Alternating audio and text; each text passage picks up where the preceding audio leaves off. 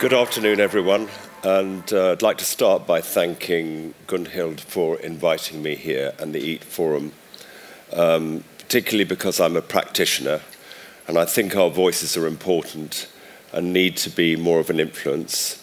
And also I'd like to pay tribute to Johan Rockström, who has inspired me, particularly in a recent talk that he gave, reminding us that if we're going to get inside planetary boundaries by 2050, we have to embark on a journey of food systems change, which starts by 2020 at the latest, which really means now.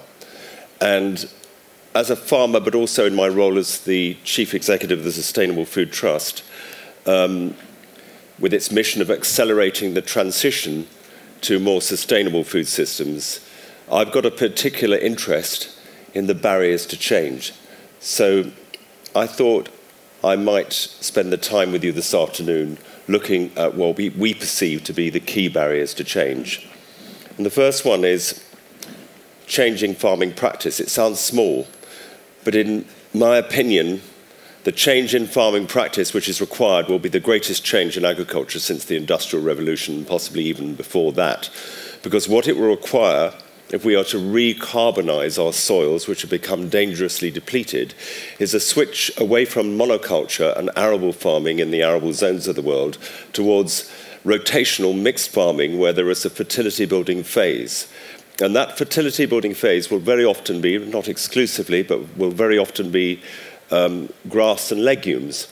And if we're going to turn the grass and legume phase of the rotation, which could be up to 50% of the area and therefore the time of the rotation, into something that people can eat, that means we will have to graze those pastures with ruminants. And ruminants have had a lot of very bad press recently, including some at this conference.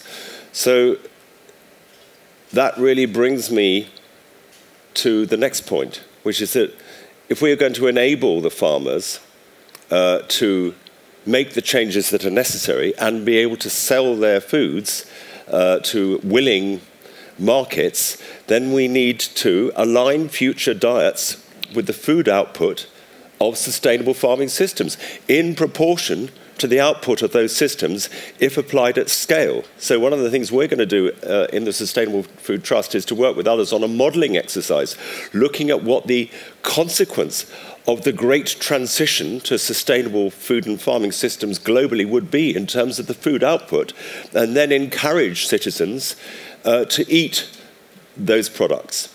And in relation to ruminants, it seems to me, from the research I've looked at, that both in terms of addressing climate change and in terms of nutritional quality, grass-fed ruminants, or mainly grass-fed ruminants, I've got a vested interest here, I'm a dairy farmer, I have mainly grass-fed dairy cows, can both nutritionally and environmentally be part of the solution. So to coin a phrase, we need to avoid throwing out the grass-fed ruminant baby with the bathwater of feedlot beef, and indeed industrial livestock production globally, because that will have to end. But we have to enable citizens as acting as consumers to become highly sophisticated and able to differentiate between those livestock products which are part of the solution and those which are part of the problem. We haven't achieved that yet, and there have been several references which I think have really glazed over the difference between the two, even during this conference. The next challenge, restructuring processing and distribution systems. I'm an ex-carrot grower. I used to grow carrots at some scale. In fact, the first carrots that Sainsbury's ever sold, organic carrots, were grown and packed in my cowshed in 1985. But unfortunately, I'm now an ex-carrot grower because I used to supply a pack house down the road from me, but the supermarkets decided, in a world of commodity food production, to source all their products from one single pack house, abattoir, cutting plant. And as a result of that, all the decentralized infrastructure and pack houses gradually closed down. So I was one of the last carrot growers standing in Wales and ended up shipping my carrots to Peterborough in the east of England before I had to quietly, and not actually very quietly, give up. I didn't give up quietly because I felt that this needed to be highlighted as an issue. If we're going to transition to sustainable food systems, we need to re-regionalize the processing infrastructure. The next barrier to change, the lack of a business case for farming sustainably. I should know. I'm a sustainable farmer and I subsidise the losses, certainly on the primary production. I'm a dairy farmer after all, and we all know about dairy farmers making losses, from my day job.